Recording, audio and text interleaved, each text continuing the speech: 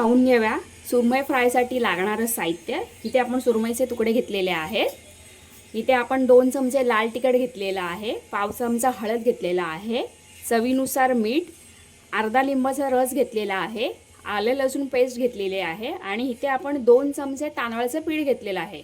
हे आपण सगळं मिश्रण आपण सुरमईला मस्तपैकी लावून घेऊया। इथे आपण आधी लाल तिखट टाकून घेऊया, थोडीशी हळद, चवीनुसार मीठ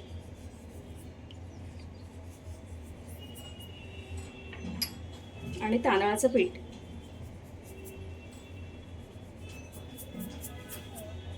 आणि आलं लसूण पेस्ट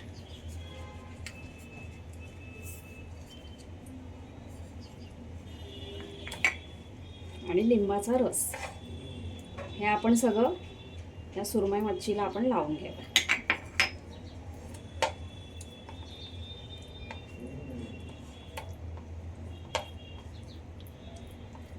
तुम्ही पाहू शकता सगळा मसाला जो आहे आपण तो मस्त असा लावून घ्यावा आपण।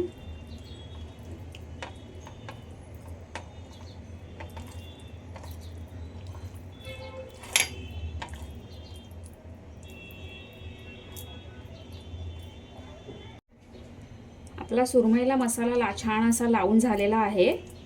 आता आपण ह्याला मॅरिनेट होण्यासाठी ठेवून देऊया 15 मिनिटासाठी। तोपर्यंत आपण सुरमईचा रस्सा कसा बनवायची त्याची आपण रेसिपी पाहून घेऊया। आता आपण सुरमईच्या रस्स्यासाठी लागणारे साहित्य पाहून घेऊया। इथे आपण ओलं खोबरं जे आहे घेतलेलं ते आपण एका मिक्सरच्या भांड्यात घेऊया काढून।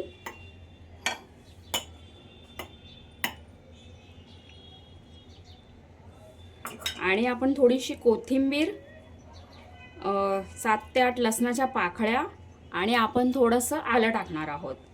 आपण लाल मिरची वापरत नाही आहोत कारण की आपला घरगुती जो लाल मसाला आहे मालवणी मसाला त्याला कलर ऑलरेडी आहे, त्यामुळे आपण इथे वापरत नाही। नंतर हे आपण मिक्सरला बारीक वाटून घेऊया। तुम्ही पाहू शकता आपलं वाटण मस्त असं बारीक झालेलं आहे। आता आपण या रश्श्याला फोडणी देऊन घेऊया। आपण आता सुरमईच्या रश्श्याला आपण फोडणी घालून घेऊया। त्यासाठी आपण टोप एक तापत ठेवलेला आहे। आता आपण त्यात 3 ते 4 चमचे आपण तेल टाकत आहोत आणि आपल्याला फोडणीसाठी आपल्याला जे लसूण आहे ना ते आपल्याला ठेचून घ्यायचं आहे।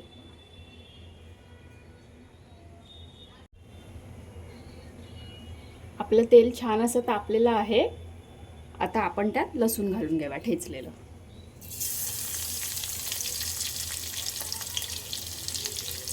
आणि आपण हे 7 ते 8 कढीपत्त्याची पाने टाकून घेणार आहोत। थोडीशी हळद आणि इथे आपण आपला मालवणी मसाला घेतलेला आहे तो आपण 2 चमचे घेतलेले आहे। ह्याला कलर पण आहे आणि तिखट सुद्धा आहे। हा आपण 2 चमचे टाकत आहोत।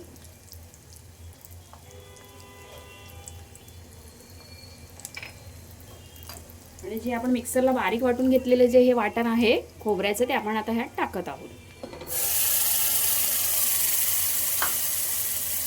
तुम्ही पाहू शकता आपण हे वाटण टाकल्याबरोबर मस्त असा छान असा वास येत आहे, मस्त दिसतंय। हे आता आपण परतून घ्यायचं आहे।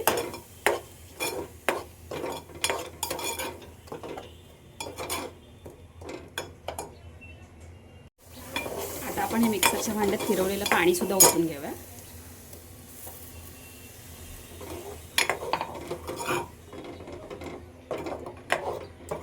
आता आपण या रश्श्याला 5 ते 10 मिनिटं आपण बारीक गॅसवर आपण एक उकळी काढून घेणार आहोत। आता आपण या रश्श्याला 5 ते 10 मिनिटं उकळी काढून घ्यायची आहे। आपण तोपर्यंत सुरमई फिश फ्राय करून घेऊया। आता आपण पॅन गॅसवर गरम व्हायला ठेवला आहे आणि आपण थोडंसं तेल गरम करून घेऊया।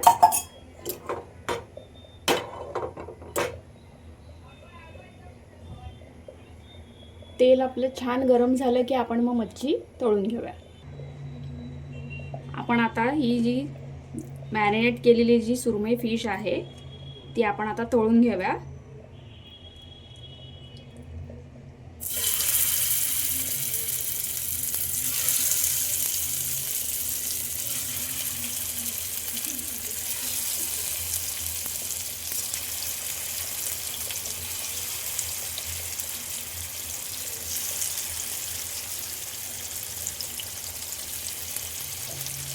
तुम्हाला हवं असल्यास तुम्ही ह्याला रव्यामध्ये सुद्धा मॅरिनेट करून तुम्ही फ्राय करून घेऊ शकता.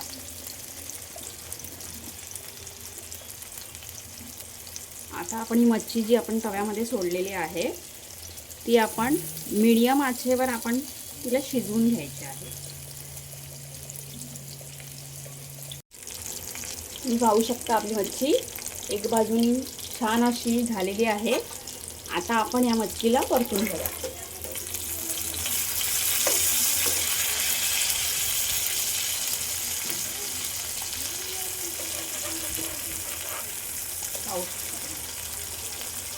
आपण एक एक करून असं सगळ्या परतून घेऊया.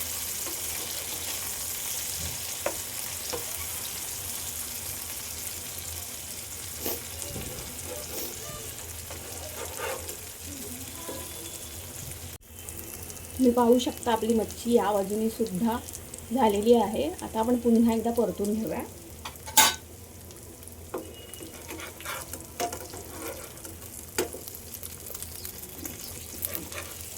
मस्त कुरकुरीत खमंग अशी झालेली आहे. तुम्ही पाहू शकता.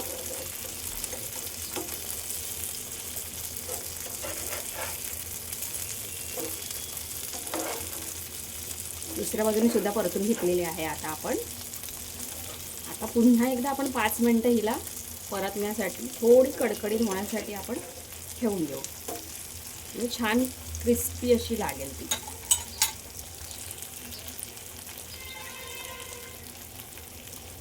तुम्ही पाहू शकता आपण दुसऱ्या बाजूने सुद्धा परतून 5 मिनिटं झालेली आहे. आपली सुरमई मच्छी अशी मस्त क्रिस्प अशी झालेली आहे आणि शिजली सुद्धा आहे. ती सुद्धा आपण सर्विंग प्लेटमध्ये काढून घेऊया आणि आपल्या मस्तपैकी सुरमई थालीला सजवून घेऊ. आता आपण 5 मिनिटांनी पाहूया. 5 मिनिटांनी आपला हा रस्सा आहे. त्यामध्ये आपण आपल्या आवश्यकतेनुसार आपल्याला जर खूप पातळ रस्सा हवा असेल तर आपण त्या हिशोबाने आपण ह्यामध्ये पाणी ॲड करावं. तुम्ही पाहू शकता आपल्या रश्श्याला मस्त अशी उकळी मी माझ्या हिशोबाने पाणी ॲड करते.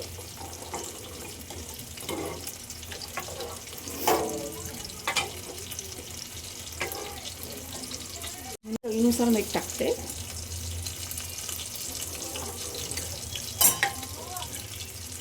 आणि आता आपण ह्यामध्ये कोकम सुद्धा ॲड करून घेऊया. इथे आपण 7 ते 8 कोकम घेतलेली आहे. आता आपण मस्त असे परतून घेऊया. आणि जेव्हा या रश्श्याला उकळी फुटेल तेव्हा आपण आपली सुरमई फिश या रश्श्यामध्ये सोडायची आहे. आधी सोडल्यास ती फुटू शकते.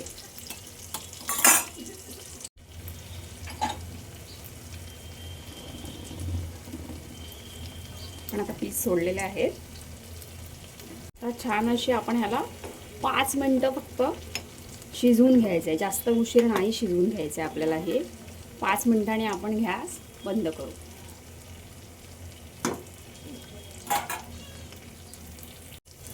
तुम्ही पाहू शकता आपला सुरमईचा रस्सा आता झालेला आहे. 5 मिनिटं झाली आहेत आणि आता आपली मच्छी सुरमईची छान अशी शिजलेली आहे. आता आपण ह्याला सर्विंग प्लेटमध्ये काढून घेऊया. आपली सुरमई थाली तयार आहे गरम गरम भाकरीसोबत आणि थंडगार सोलकढी बरोबर. अशाच नवनवीन रेसिपीसाठी तुम्ही धार्मिक रेसिपी चॅनलला सबस्क्राईब करायला विसरू नका. लाईक शेअर कमेंट नक्की करा. थँक्यू.